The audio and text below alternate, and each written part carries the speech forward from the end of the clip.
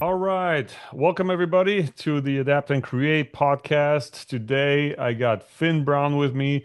I'm writing an article on the voice interface and how it's changing and how important it actually is getting. So, the last couple of weeks, I don't know about you, Finn, but I had a blast, especially in the last week, actually, with voice output.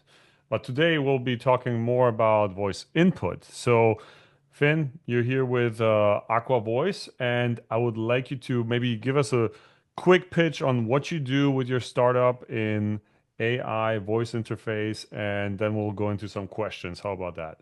Totally. Thanks for having me. Aqua Voice is AI dictation. So that means using every frontier model possible, best tool for the right job to do extremely accurate transcription, to have full context on what you're doing, and to basically give you the best version of a voice keyboard possible. And that doesn't just mean it gets names right and stuff like that, but it means it actually understands the task you're trying to do. So you can use it in coding, you can use it for notes in a specific field, and it'll basically pull in all possible context, and feel much, much closer to, oh, here's a competent person who's at the keyboard, knows what I'm doing, and is typing what I'm saying. Yeah, Um, and let me just cut there right in because that was one of the points that when I came across your company, it took a minute for me to understand. And I'm using voice dictation all the time. I'm so lazy. I'm always saying like I'm dyslexic. I'm probably not, but I'm just lazy. And I try to use voice whenever I can. But it took me a minute to really understand what the difference is between something like, the basic voice dictation on the Mac, for example, or, any other app versus something that you do. Could you just give us an idea of, look, this is different because of that? Absolutely. It's just think of it as IQ, right? It's just much smarter for what you're trying to do. Super simple example. A lot of people when they're texting, they could keep things much more shorthand. They use a lot of lowercase, they use slang. However, you know, when you're writing an email, there's a certain format that comes naturally. You say, "Hey, person, comma," and you use a little bit better grammar. If you use any voice tool, even a very accurate one, even something like Whisper from OpenAI, it has no idea what you're actually trying to get done. So you have to go back and you got to edit all these things to get it to actually be output that you would use. Some people they just yellow it and say, "Oh, I don't care. I'll have mistakes and I'll have it be formatted weird, whatever." And but for us, that's no good. Because we know that the power is really in replacing the keyboard and being way faster Right. to get the task done. And I think it really takes a minute for somebody to actually see it in action. We'll show it in a minute. But before we do that, I wanted to ask about yourself a little bit. Give us a little bit about your background. How did you come across working in this space right now?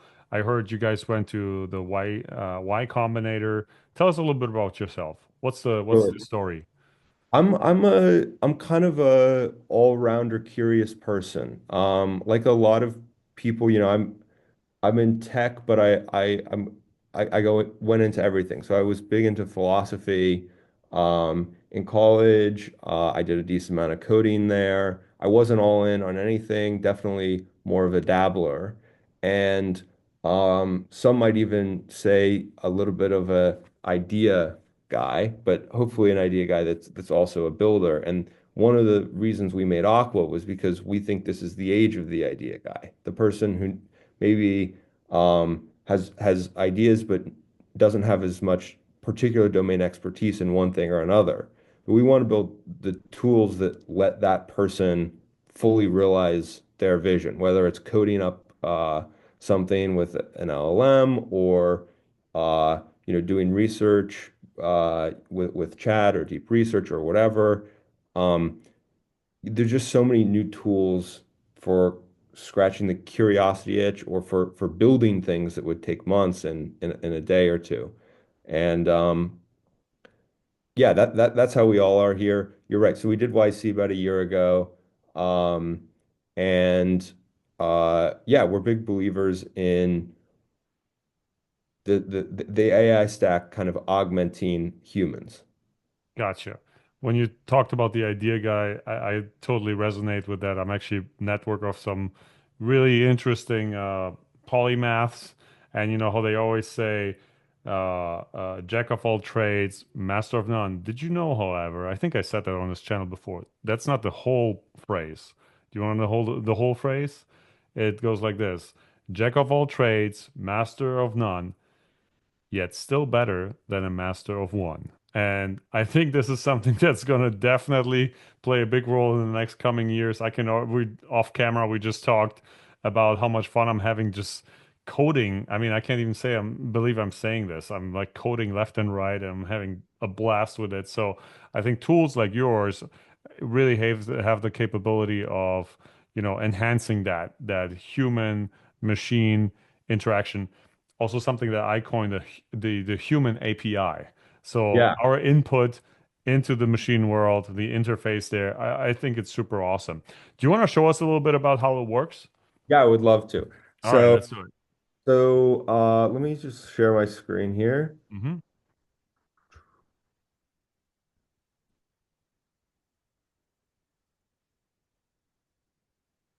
Great. So, I'm just here. This is our actual repo, and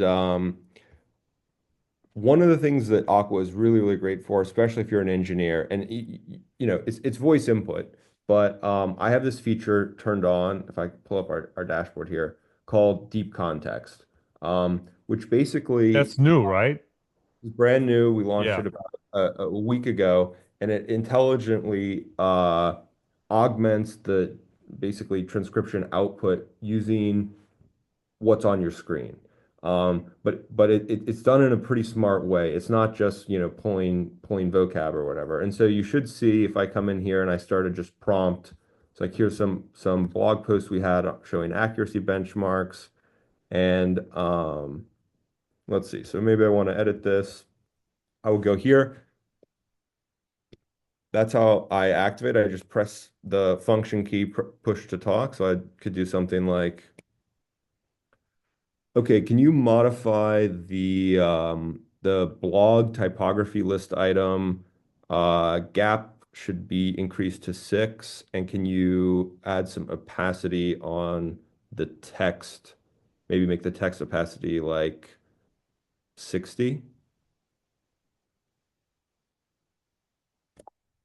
Great. And so if you caught there, it's picked up how it's basically picked up the variable name.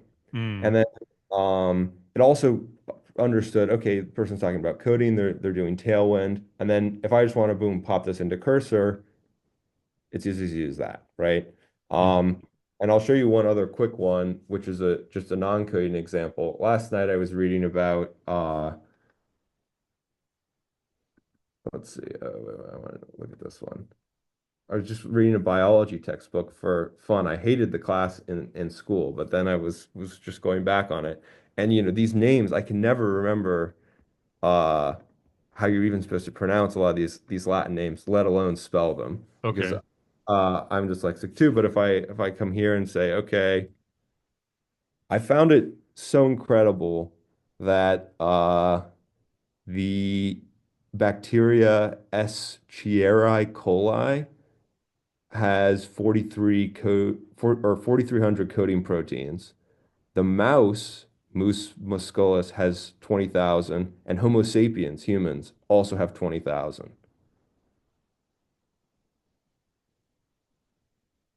Oh, okay. So this is actually great. So we have a problem. It didn't get it exactly right. Can you correct the bacteria name to Escherichia coli? Oh, it did it. Oh, And so now it's catching my my voice, but that's Okay, that one I didn't.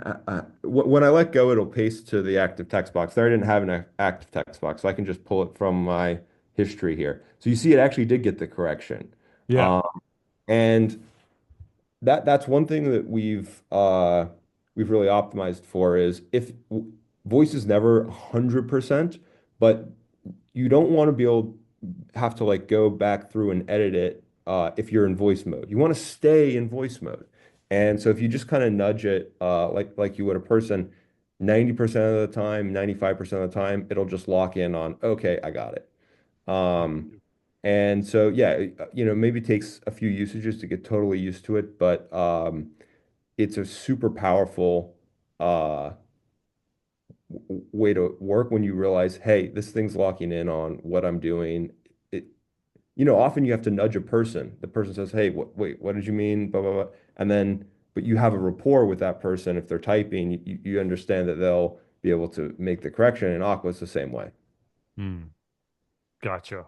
That's, I mean, like I said, when you see it, it's a whole different thing. It's hard to explain what's the real benefit one until you really try it, right? Because oftentimes we don't really even think what's possible in this whole new field. What do you think? Who's the main target for this right now? Who's your best customer in this case?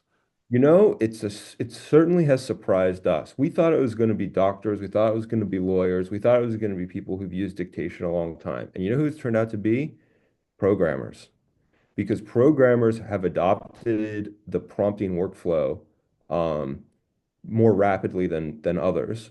And but we expect that to not just stay programmers. We think more and more workflows are going to become basically prompting workflows, like a spreadsheet workflow where today you're manually entering formulas and manually manipulating data. I wouldn't be surprised if and by end of year or next year, a lot of that is itself a prompting workflow. And so we want to be the tool, which is like, hey, if I'm already prompting, why bother typing, right? Because a lot of times these language models, they can actually handle, um, the verbosity that comes with speech. Hmm. You don't need to necessarily condense it down into 4 words. You can give it 6 sentences. So what's the easiest way to give it 6 sentences? Voice. Right. But of course, it has to know what you're doing. You can't refer to something and it just totally butchers it. And then, yeah. Right, right, right. No, I get that. Um, just actually today, I was it's a little side tangent. I'm working on this little beef jerky company as a side hobby, and Uh, I work with a supplier out of Germany, and they asked me to create like a recipe, and I just wrote it down yesterday. I was, oh, I don't want to transcribe it, so I just did the regular chat GPT type of voice because I have it programmed on my phone. I would love for you guys to have like a phone app. Is that planned? we're thinking about the best way to do it. It's tricky because the APIs are a little bit less generous. Hmm. But what we're going to do is people have asked for that, especially because they get in the workflow on desktop and they want to be able to use it everywhere. So we are working on something there. Gotcha. Uh, Just as a better note-taking app, you know? I mean, that just with the formatting thing where I just yeah, it works with those LLMs, but it's not optimal. Also going back into like processing the data, it's just kind of like all over the place because you see the back and forth between you and the model. I think that would be awesome to have that as well.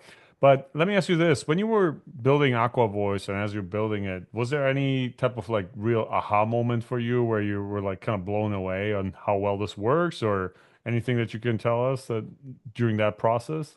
Yeah, well, it's no secret that Aqua uses lots of language models to generate the output. And one thing that was a total that surprised us even from the first moment was this thing basically gets better the more it runs. In much the same way that a lot of people have figured out if you open up 4 tabs and ask the same question 4 slightly different ways, you can actually get one of your answers might end up being a lot better. We use that same kind of strategy and pattern to get something that maybe works 70% of the time to work 97% of the time by basically doing the multi-shot thing. And the fact that that could work with language did not seem obvious, right? Because, well, one, why would you even need it? And then two, like, um,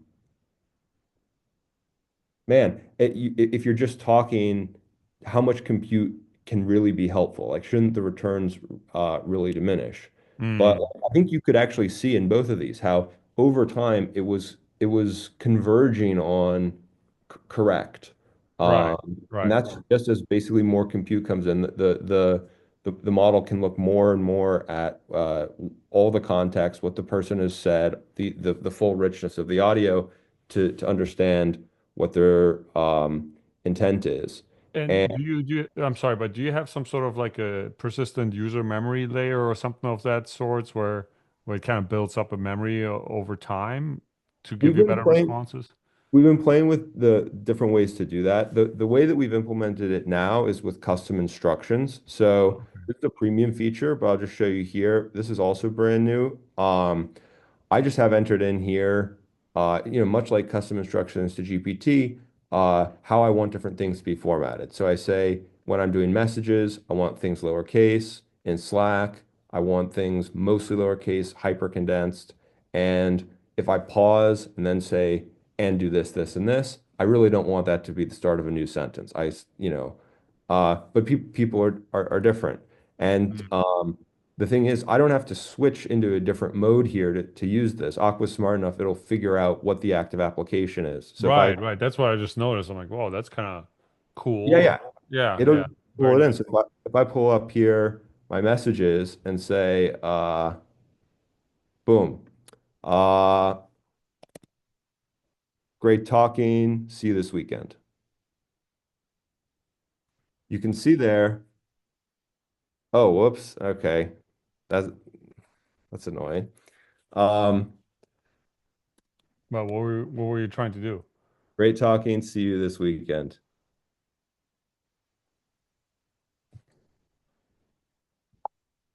There we go. Okay. It screwed up the casing there for a second, but this is correct, and it was correct there. Oh, just to kind of keep the flow because Yeah. it's mostly lowercase. Is that what you're saying? Or Yeah, exactly. It gotcha. understands that it's lowercase, but it's not a universal thing, right? So if I'm here, or I was doing the biology thing, you saw that the casing Hmm. was formatted correctly, and it'll do the same thing for emails. And if you have particular preferences, you can just enter them in here in natural language, and it'll pick up on them. And Yeah. then if you want, we have a custom dictionary for words that it just annoyingly isn't getting right. Maybe it's multiple spellings, and you just want to basically boost uh, particular logits. You can just enter in here. We automatically enter in your name. But yeah, people have different accents, people have different things. Yeah, yeah, yeah. That This, definitely helps with my name. yeah, and this, by the way, doesn't just modify the language model side. This is actually modifying the decoder of the transcription models. So it's not. This is a very powerful user dictionary. Think of it as the equivalent of in something like a Dragon dictation or whatever, where you would custom train it. This is basically doing the same thing, but you don't have to custom train it. It will um, yeah, significantly boost accuracy on weird stuff, weird Yeah. acting. One I have here, Shad CIUN, so this UI library that's very popular. Hmm. Um, but that's to people who aren't programmers, don't know about the library, how do you transcribe Shad CIUN, right? So you can you Right. can like that. Gotcha. Do you think that people with disabilities, like Stephen Hawking type, maybe would be helped with that as well? Or actually, no, not for him because he needs output or needed. Well, absolutely. And one thing we've heard from a lot of customers that are in that camp, whether it's more severe disabilities or even just having carpal tunnel, is they feel that one thing they've told us is we just love the quality that you're bringing to this space. We felt so abandoned because in some ways we had no choice but to use these voice tools. But things like voice control, Mac dictation, Siri, Dragon dictation, these kind of legacy products, they weren't getting a lot of love, they weren't getting a lot of investment, and the people had no choice but to keep using them. Is And Dragon still around? Dragon is still I around. faintly remember that from like 20 years ago or something. It was bought by Microsoft, and I started. I'm dyslexic. I started using Dragon in like sixth grade to Uh-huh. write papers, and I had it all through. I wrote all my Harvard papers using it, and it didn't get better. I Right. had the custom microphone and everything, and it just they didn't improve. And they still haven't improved. You know, now they're just kind of sucking whatever revenue they can out of the law firms that still pay them. Right. Right.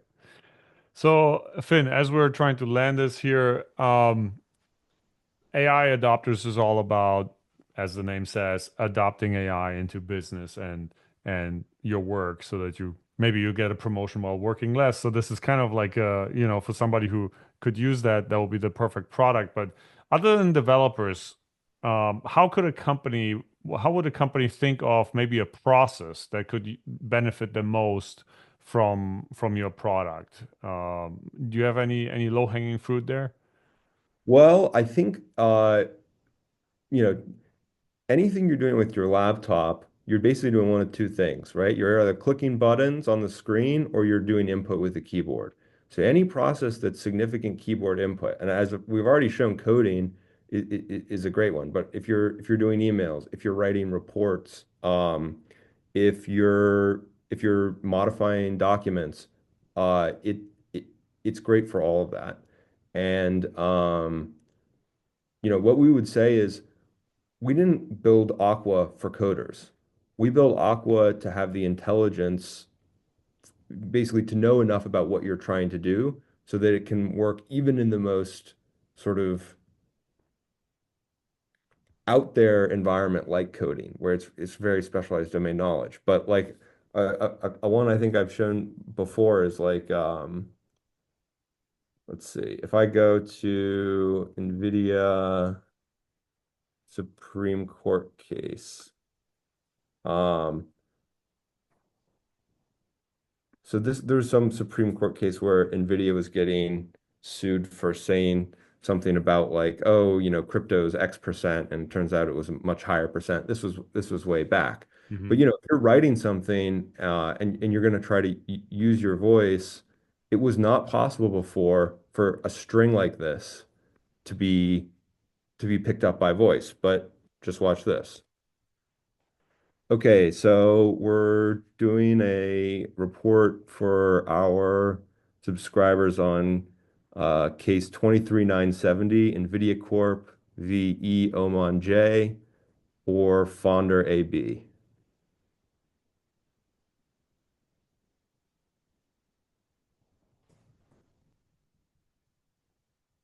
And I just call out that that's perfectly formatted, and it's Yeah. not, I want it to be quiet so it doesn't pick up my voice again. But yeah, perfect. Awesome. and it'll do the same thing in Word docs and other things. And so, um, anything where you've got uh that flow going where voice was not previously usable Hmm. because hey, it's too specific, it fits right in.